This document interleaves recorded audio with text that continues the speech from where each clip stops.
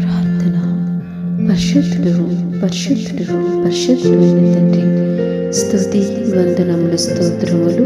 యెహోవా వాక్యము యథార్థమైనది, ఆయన చేయునదంతయు నమ్మకమైనది.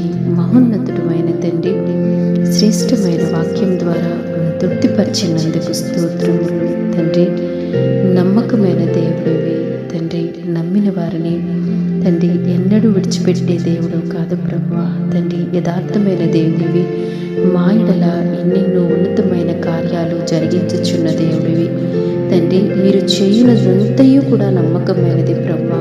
దేవా, ఎంతమంది అబద్ధికులుగా ఉన్నప్పటికీ నిజమైన దేవుడివి తండ్రి, నమ్మకమైన దేవుడివి, మా కొరకు ప్రాణాన్ని ఇచ్చిన దేవుడివి, మా కొరకు నిత్యరాజ్యాన్ని ఇవ్వబోతున్న దేవుడివి తండ్రి. సమస్తము కూడా నాయన మీకు మాత్రమే సాధ్యమై ఉన్నది నా తండ్రి.